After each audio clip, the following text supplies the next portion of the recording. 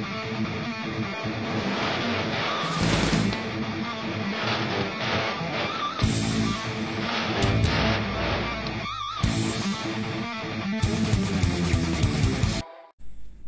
morning everyone and welcome back to Football Morning Show. Now will become your daily thing karena gue mencoba konsisten untuk terus setiap hari muncul. Seenggaknya Senin sampai Sabtu, Minggu libur lah ya guys ya gitu. Setiap hari banget gitu kan. Untuk bisa mendeliver berita-berita terkini dan terhangat seputar tim-tim kesayangan kalian. Dan karena memang sekarang kita sedang berada dalam fase jendela transfer musim panas, all of the news will revolve around transfer news. Dan hari ini kita langsung jump to the core untuk menemani perjalanan kalian yang sekarang sedang berada di KRL, yang sedang berada di mobil, yang lagi ada di motor pakai headset, atau sepagi ini jam 7 buta, pagi buta udah ada di kantor ya, mendengarkan konten ini. Kita akan memulai dengan sebuah breaking news dari Liverpool. Dan sudah disampaikan oleh kawan kita El Fabrizio Romano, dan juga sudah dinaikkan oleh David Ornstein dengan medianya di Athletic kemarin. Baru saja ini fresh sekali bahwasannya secara resmi Liverpool sudah mengontak pihak Newcastle United untuk menyampaikan inquiry atau pertanyaan apakah mereka mau mengconsider untuk melepas Alexander Isak. Ya, itu dia.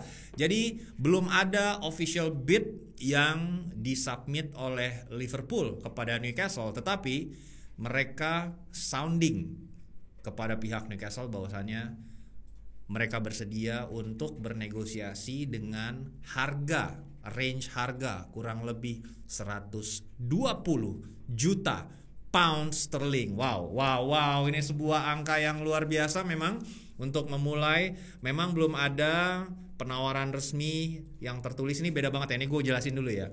Apa bedanya inquiry dengan official bid? Inquiry itu lo baru bertanya. Jadi kan gue udah menjelaskan juga di episode sebelumnya bahwasannya prosedur transfer yang baik dan benar itu adalah lu inform dulu ke tim yang lu tuju, pemain yang akan lu ambil, itu bahwasanya lu mengkomunikasikan secara resmi untuk gua ingin membeli pemain ini, apakah dia tersedia available in the market, lu mau jual atau enggak. Setelah itu dijawab baru lu masukkan penawaran resmi. Penawaran resmi itu nggak bisa lu ngomong kayak gini, di telepon gue mau nawar, enggak. Itu harus dalam bentuk tertulis, karena apapun itu nanti secara dokumentasi itu bisa di-trace ya, itu bisa di-trace. Nanti kalau ada salah satu pihak yang one prestasi secara legal bisa dituntut, karena untuk lu menawar secara resmi itu biasanya ada beberapa hal due diligence yang harus dilakukan. Apakah lu nawar 90 juta tuh lu punya duitnya atau enggak?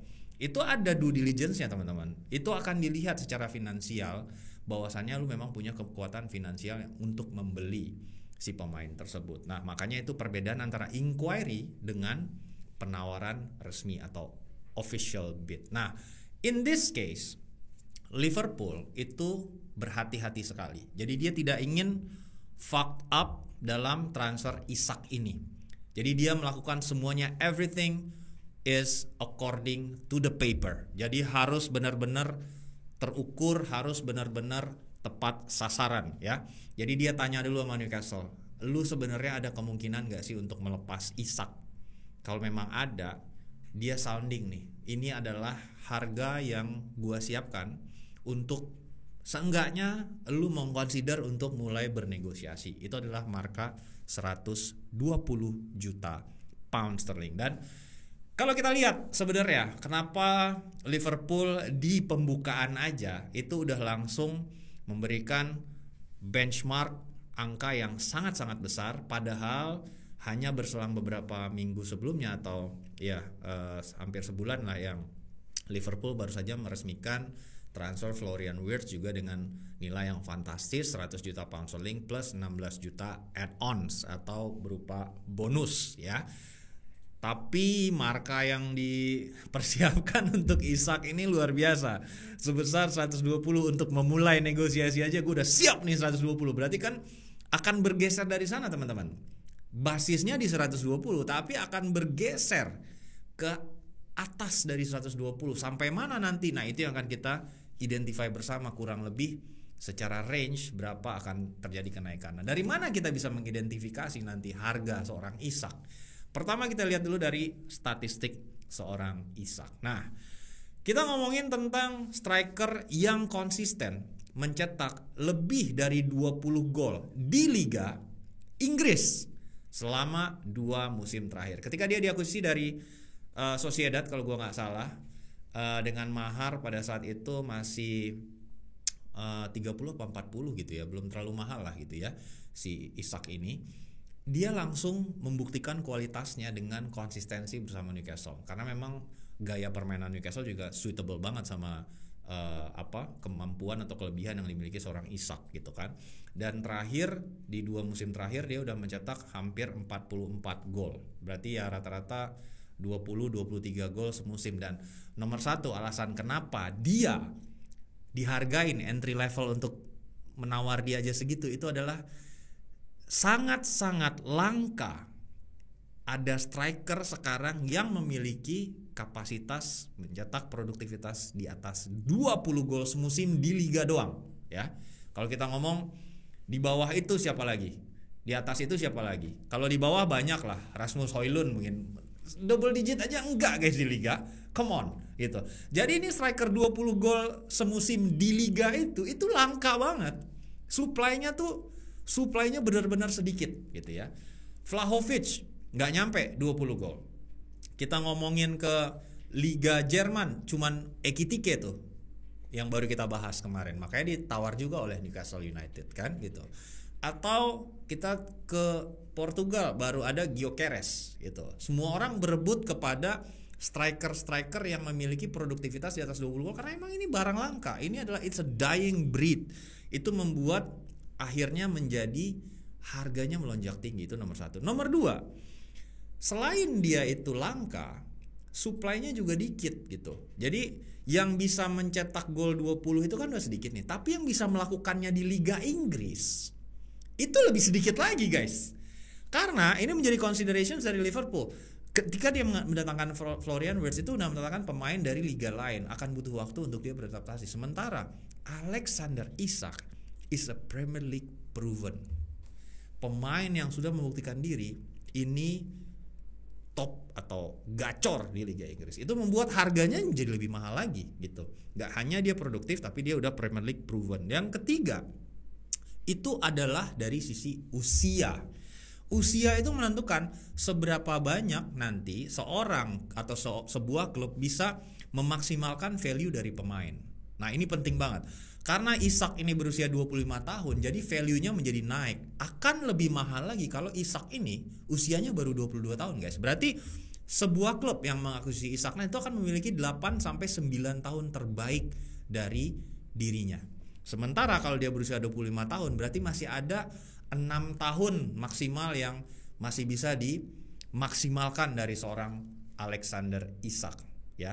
Jadi itu menentukan defines harga dari seorang pemain juga, berapa usia dia gitu. Semakin dia muda, makanya kalau kita tarik lagi Lamine Yamal, lo mau beli dari Barcelona hari ini, itu base-nya udah di atas 200 juta pound buat lu nawar doang. Karena dia baru 18 tahun my friend. Masih akan ada 12 tahun yang bisa lu eksploitasi dari dia. Itu yang membuat entry level harganya tuh udah segitu dulu ya. Dan terakhir, lu harus melihat poin nomor 4, berapa sisa kontrak dari seorang Alexander Isak ya. Kontrak Isak ini masih sisa 3 tahun lagi. Jadi Newcastle United tidak dalam berada posisi yang tertekan untuk menjual dia. Karena Newcastle United masih memiliki roughly 2 tahun untuk negosiasi sama Isak untuk bisa memperpanjang kontraknya. Jadi dalam positioning nih, Newcastle, ya gue mau jual sekarang, gue gak tertekan. Karena ya gak perlu, kontrak dia masih ada 3 tahun my friend, masih panjang gitu. Jadi gue bisa naruh harga yang mahal gitu. Nah, itu adalah beberapa faktor dan ini di amplify juga oleh seorang technical director yang anonymous. Ini diwawancara oleh Athletic. Menurut gua make sense ya. Jadi dia bilang bahwasannya setelah Erling Haaland dan Kylian Mbappe, siapakah the next striker yang bracket quality dan kemampuannya di rate setinggi langit di seluruh Eropa? Itu adalah Alexander Isak. Dia memberikan sebuah klasifikasi bahwasannya Isak itu di world ranking pemain terbaik dunia sekarang ada di posisi nomor 9 gitu. Dari level semuanya dilihat. Nah, menurut gue masuk akal setelah Erling Haaland, setelah Kylian Mbappe, siapa striker lain yang berada di market saat ini yang Premier League proven gitu kan, dan bisa pindah ke tim-tim Eropa, dan semua tim Eropa mungkin bisa menerima dia dan dia langsung bisa jadi starter, dan Isak mungkin tick the box gitu. Jadi gue cukup setuju dengan itu. Nah, sekarang kita lihat seperti apa kurang lebih bargaining play yang ingin dimainkan oleh Liverpool. Nah, ini kita harus berhati-hati. Kenapa? Karena gini, ini gue ngelihat Liverpool ini sangat-sangat pintar dalam negosiasi. Satu, dia melakukannya dengan proper. Dia kasih tahu dulu. Dia nggak langsung ngebit. Dia bilang, ini Isak ini lu berkenan nggak sebenarnya? Ada kemungkinan nggak sih untuk lu ngelepas Newcastle? Dia bilang gitu kan. Nah, itu taktik sebenarnya guys. Kenapa? Karena ingin membuka negosiasi dengan manners yang baik, sehingga Newcastle menyambut negosiasi itu juga dengan manners yang baik. Itu nomor satu. Nomor dua, ini dia bisa memainkan pressure sendiri kepada Newcastle. Kenapa? Nomor satu, karena dia belum mendatangkan striker manapun. Jadi dia masih bisa menekan Newcastle untuk Hugo Ekitike, my friend. Karena kemarin penawaran resmi Newcastle untuk Ekitike sebesar 70 juta pound sterling itu ditolak oleh Frankfurt. Dan ini membuat opsi Liverpool untuk menekan Newcastle melepas Isak itu lebih bagus sebenarnya. Kenapa? Karena dia bilang gini, oke, lu mau lepas Isak nggak? Asumsi enggak. Ya udah, kalau lu nggak mau lepas Isak, gua akan bersaing sama lu untuk Ekitike. Sehingga kalau persaingannya adalah Newcastle versus Liverpool, juara Premier League dengan materi pemain yang lebih gacor lah daripada Newcastle, sama-sama main di Liga Champions tapi satu juara, satu peringkat 5. Secara natural Ekitike pasti lebih milih Liverpool.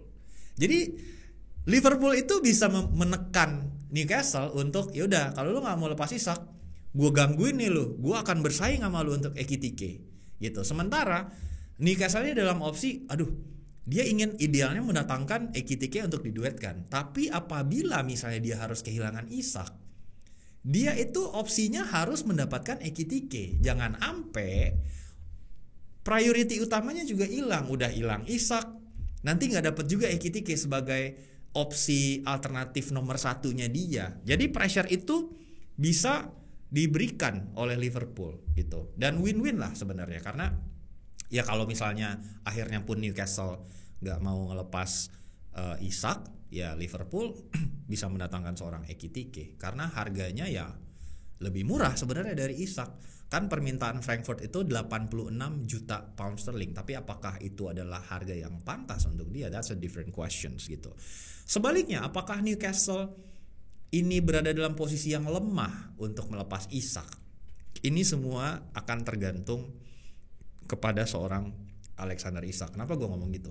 Gini, dari perspektif permainan kekuatan, Newcastle is in a very very good positions.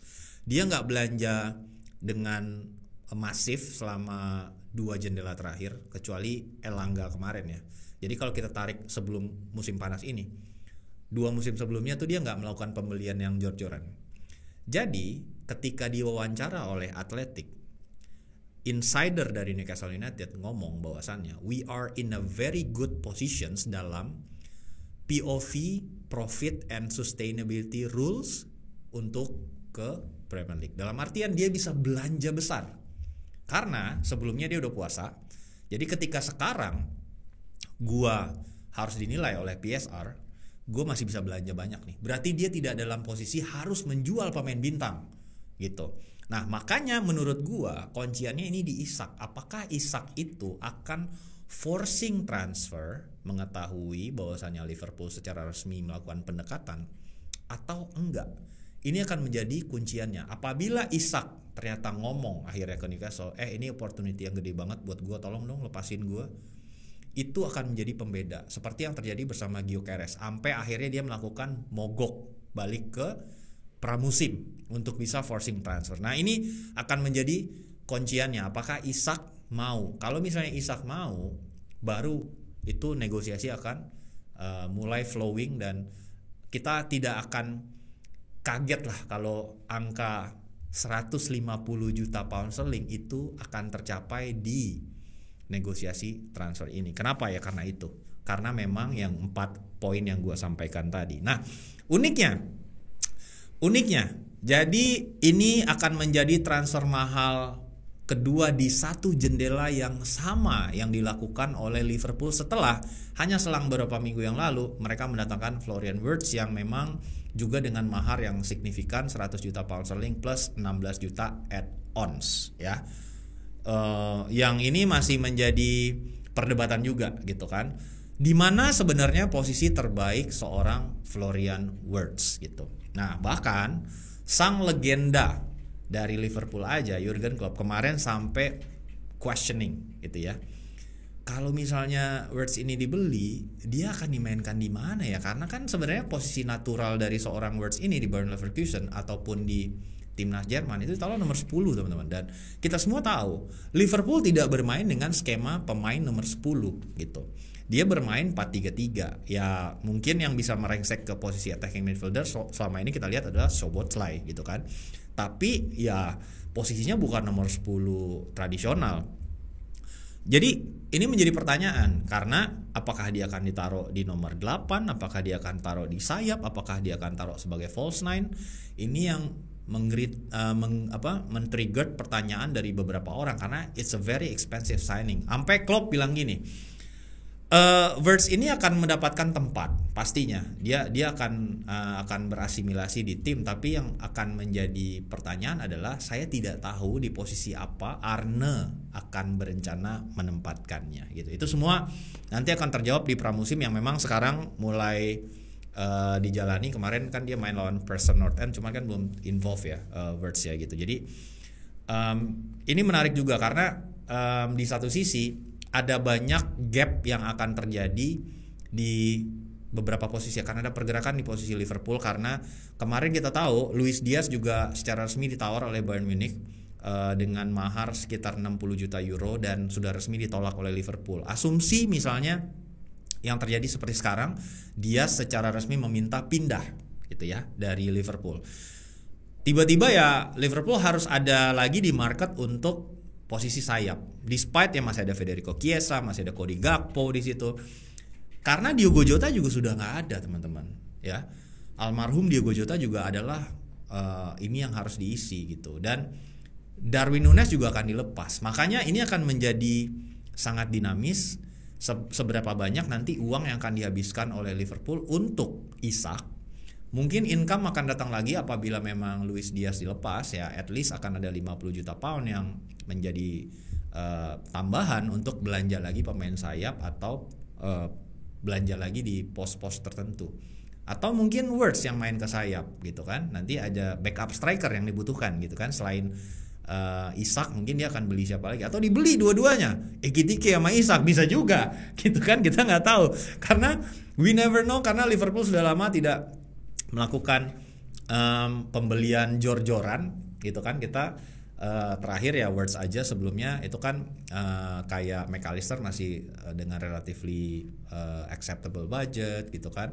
Kemudian kemarin juga ketika mendatangkan Wataru Endo nggak terlalu mahal, Szoboszlai ya oke lah 60-70 juta, tapi kan nggak ada yang di level seperti yang mereka keluarkan sekarang gitu. Jadi ini menarik sih menurut gue, Liverpool akan semakin kuat dan dengan apabila ini kejadian Trisula, Wirtz, Isak, Salah, wah gila sih ini, gue kayak wow ngeri man Liverpool man, ngeri. Dan yang menurut gue harus kita highlight juga adalah Liverpool ini transisinya tuh keren banget sih menurut gue. Jadi pembagian antara pemain senior seperti Salah, Van Dijk gitu ya, yang tetap dipertahankan di tim, terus middleman-nya kayak McAllister, gitu kan. Terus juga ada siapa namanya yang baru dibeli juga ada Frimpong gitu kan. Terus ada Szoboszlai gitu kan. Sama pemain-pemain muda yang di groom juga ada Milos Kerkez baru diakuisisi juga. Terus juga masih ada siapa namanya Bradley gitu. Jadi itu sebaran antara pemain muda, Wirtz juga masih tergolong muda 21-22. Jadi itu sebarannya itu balance banget gitu. Jadi tidak ada kekosongan kekuatan atau dinamika di ruang ganti yang tiba-tiba jomplang gitu. Tiba-tiba pemain berpengalaman hilang, jadi ada gap di ruang ganti yang dinamika yang masih dibenerin. Nah ini menurut gue transisinya smooth banget.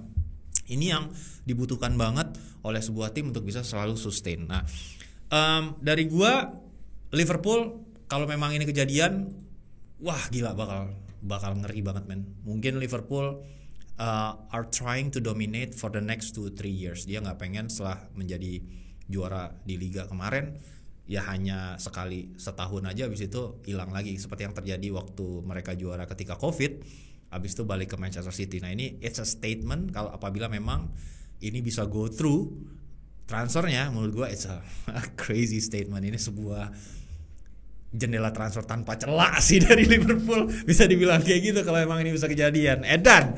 Oke, sebelum kita masuk ke topik berikutnya, gue pengen masuk dulu dan mengingatkan kalian yang juga sudah mensupport dan komen, thank you. Dan gue pengen ngingetin buat teman-teman Clipper, terutama untuk bisa mensupport gue dengan ikutan Clipper Competition yang berlangsung dari tanggal 16 Juli sampai 16 Agustus. Caranya gampang banget. Biar apa? Biar banyak teman-teman kita yang belum tahu konten ini akhirnya bisa tahu dan bisa mensupport juga ikutan nonton dan terekspos ya. Syaratnya gampang banget. Untuk 1 juta views itu akan ada 3 pemenang. Jadi kalau kalian sukses ya klip aja sebanyak-banyaknya di periode tersebut.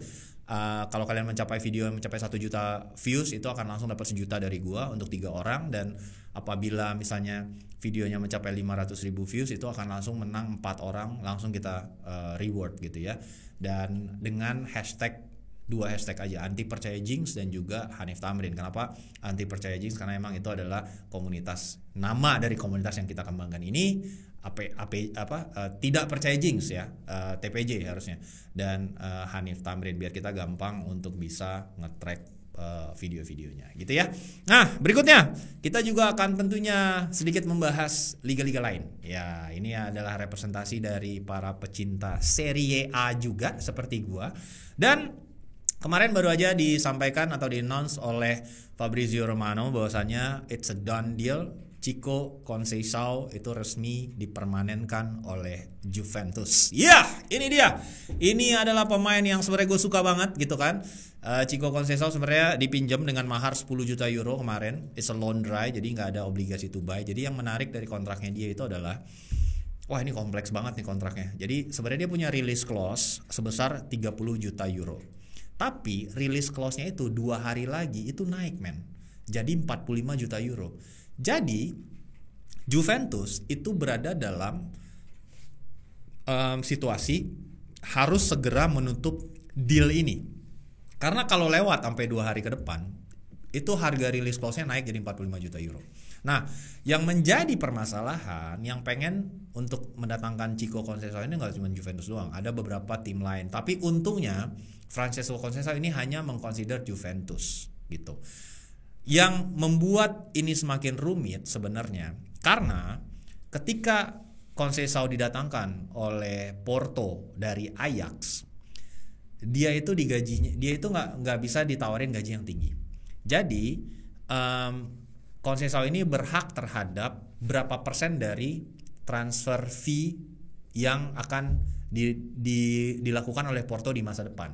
Nah, nilai dari percentage transfer fee yang dimilikin oleh Conceição apabila release clause 30 jutanya ditebus itu sebenarnya 6 juta. Jadi dari 30 juta itu 6 jutanya tuh mesti dibayarin oleh Porto ke Conceição-nya sendiri gitu. Makanya Porto nggak mau ditawar. Pokoknya kalau Juve mau, lu bayar aja 30 juta gitu, intinya gitu. Nah, akhirnya ketemu di tengah dengan Conceição itu merelakan setengah dari uang itu demi bisa pindah ke Juventus. Ya udah, nggak usah 6 juta deh Porto, 3 juta aja. Berarti kan Porto itu akan total mendapatkan 27 juta euro dari klausa penebusan plus 10 juta euro dari yang mahar peminjaman semusim yang lalu. Jadi total sebenarnya Porto ini dapat 37 juta euro dari Conceição. Nah, sekarang yang menjadi breakthrough untuk transfer ini itu adalah Juventus akhirnya mau menebus klausa pemutusannya 30 juta euro, tapi Porto juga mau menerima bentuknya itu dicicil. Jadi dicicilnya 4 tahun my friend. 30 juta euro dicicil 4 tahun. Gila, ini typical Italy banget, kagak punya duit gitu kan. Cicil, pay later my friend gitu. Kalau bisa dibayar besok kenapa harus hari ini gitu kan. Kalau bisa seperti itulah kurang lebih. Gila, ini Italy banget ya. Dan ini secara tidak langsung ya seenggaknya bikin Tudor sedikit tenang lah, karena kan memang ada 3 pemain yang harus segera dilepas oleh Juventus yang ada di posisi yang sayap sama. Jadi Timothy Weah yang sekarang juga sedang berdiskusi dengan Marseille untuk ditransfer ke sana. Ada Samuel Mbanggula yang juga sedang dalam diskusi dengan beberapa tim untuk dilepas oleh Juventus. Dan terakhir ada Nico Gonzalez yang juga dibayar dengan harga yang cukup fantastis dari Fiorentina tapi flop dan rencananya sedang akan dilepas ke Saudi Arabia. Nah kalau 3-3-nya ini ya sayapnya kan nggak banyak nih sisa opsinya ya, makanya Conceição ini penting banget karena sisa Yildiz yang jadi inti dan sekarang itu adalah Conceição. Nah makanya Juventus dengan konfirmasi bahwasannya ini udah dipermanenkan, udah deal, itu menaikkan penawaran mereka untuk Jadon Sancho dari 15 juta euro kemarin jadi 15 juta pound. Nah ini udah naik nih, berarti kalau di euroin udah sekitar 20 juta euro nih. Ya udahlah, terima aja lah Manchester United. Ya gitu ya. Itu pergerakan di Juventus. Dan sekarang kita ke tim yang juga merupakan raksasa di Italia, itu adalah AC Milan. Ya, Milan yang baru saja kemarin kembali menunjuk Massimiliano Allegri untuk kembali melatih mereka, itu are still in the hunt for number 9. Ini memang sebuah posisi yang langka sekali sepertinya sekarang di market, dimana susah banget nyari striker yang bisa leading the lines untuk beberapa tim penting di Eropa. Terlepas dari dia udah ada Jimenez yang diakuisisi dari Feyenoord kalau nggak salah di Januari kemarin, cuman kan mungkin dirasa ini belum cukup lah untuk seorang Allegri untuk menaikkan performa Milan yang kemarin kurang begitu bagus untuk bisa kembali ke top 4 atau bahkan sampai ke challenging for the title untuk Serie A musim ini. Nah, ini kabarnya ada beberapa target-target baru yang tengah dieksplor oleh Allegri dan Milan untuk bisa membuat posisi striker ini bisa terisi. Yang pertama tentunya kita semua udah tahu bahwasannya Allegri ini mencoba mendatangkan kembali Vlahovic ya. Ini adalah statistik Vlahovic musim lalu, 17 gol di semua kompetisi ya. Kalau di Liga doang mah cuma 12 atau 13 gitu kalau nggak salah, dengan 5 assist ya. Ini memang kontraknya sisa setahun, gajinya mahal banget, dan ini blokernya adalah update terkini apabila Vlahovic memang bisa ke Milan, itu breakthrough-nya yang dibutuhkan adalah satu, antara Milan membayar super kecil banget transfer fee-nya, kayak cuma 5 juta atau 10 juta gitu ya, paling banter, tapi Vlahovic-nya juga harus potong gaji. Asumsi gaji terakhir atau gajinya itu ditanggung-tanggung setengah-setengah gitu loh. Jadi Juve masih harus bayar untuk mendepak Vlahovic. Jadi ditanggung lah, ya udah gue bayarin gaji lu 40% ya atau 50% ya. Nah, dengan posisi itu baru akhirnya mungkin Milan bisa mendatangkan seorang Vlahovic. Tapi itu pun dengan catatan ketika ditransfer ke Milan, kontrak dari hitungan tahun pertama sampai berikutnya itu udah dengan gaji yang baru, ya udah berkurang, dan Milan ini hanya bisa menggaji kalau nggak salah maksimal cuman antara 7 sampai 8 juta euro lah maksimal. Nah, ini yang masih ada gap 2 juta euro dari permintaannya Vlahovic, karena dia minta minimal 10 juta euro gaji gua, karena kan secara de facto sekarang gajinya 12 juta euro di musim terakhir bersama Juventus. Jadi dia kalau mau dipotong ya jangan banyak-banyak, 10 juta aja lah, itu nomor 1. Nah, Kemarin juga 2-3 hari yang lalu nama Luis Openda sempat menjadi salah satu alternatif yang dipertimbangkan secara matang oleh manajemen Milan. Openda ini kan di Leipzig sekarang gitu kan. Udah memainkan 45 pertandingan dengan 13 gol gitu kan. Red Bull gitu. Ini bermain di Liga Jerman dan sebenarnya dia cukup mobile sebagai seorang striker. Ya, jadi dia bukan ortodoks nomor 9. Openda ini punya kecepatan, dia bisa buka ruang dan mungkin secara gaya permainan kalau di Liga Inggris ini mirip sama Oli Watkins. Kalau di Serie A dulu gue mungkin ingatnya kayak Obafemi Martins gitu ya. Jadi dia punya kecepatan, dia punya penyelesaian, cuman dia bukanlah seorang target man gitu. Jadi mirip-mirip lah mungkin gaya mainnya sama yang sudah dimiliki oleh Milan sekarang. Jadi beda banget nih antara Vlahovic sama Openda. Nah, yang menariknya ada satu nama baru lagi yang muncul baru aja kemarin dipertimbangkan oleh manajemen, itu adalah Patrick Schick. Ini adalah mantan pemain Roma yang sebenarnya sekarang pindah ke Leverkusen gitu. Dengan 45 pertandingan yang sudah dimainkan musim lalu dan 27 gol sudah diciptakan semua kompetisi. Ini salah satu pemain yang akhirnya mulai mature. Ketika di Roma kan dia masih muda banget gitu. Dari secara body juga belum terlalu develop gitu ya. Dan ketika pindah ke Jerman ini mulai stabil lah penampilannya, dan kemarin di musim lalu mencapai penampilan salah satu musim terbaiknya dia. Makanya kembali dipertimbangkan juga oleh Milan, kalau emang susah banget nih ngegaji Vlahovic nih dengan mahal banget, mungkin Patrick Schick kali ya jadi alternatif kedua, karena dia udah ada sempat pengalaman membela Roma di Serie A, jadi harusnya dia nggak terlalu susah adaptasi dan dia baru aja memainkan salah satu musim terbaiknya. Dan permainan wise, Patrick Schick ini gaya dan karakternya ini mirip sama siapa ya kalau gue ingat-ingat ya, mungkin Ibrahimovic tapi sebelum mateng gitu. Jadi mungkin masih di awal-awal undeveloped lah gitu. Dari postur agak-agak mirip, skill nih pemain ada sebenarnya gitu. Dan finishingnya juga sebenarnya kalau kita lihat sudah jauh membaik dari zaman awal ketika dia membela Roma sehingga pindah ke Jerman. Jadi harusnya pengalaman udah mulai bertambah, dan itu alasannya kenapa ini dikonsider, karena mungkin bisa memberikan opsi dan dimensi permainan yang berbeda untuk Milan 2.0 under Massimiliano Allegri. Nah, itu dia beberapa update yang bisa gue sampaikan untuk menemani pagi-pagi kalian di hari ini ya, di hari Kamis, untuk bisa ya update sedikit lah ya tentang beberapa tim kesayangan kalian. Dan memang breaking newsnya datang dari Liverpool yang gila, dibantai-bantai ini semua transfer market sama Liverpool kalau itu emang kejadian ya. But anyway, kita lihat nanti seperti apa developmentnya, apakah ini bisa kejadian. Kalau kejadian pun akan mahal banget, dan seberapa mahal kita nanti lihat bersama perkembangannya. Oke, akhir kata segitu dulu untuk episode kali ini. Hanif Tamrin pamit, sampai jumpa di edisi hari Jumat. Let's go, bye.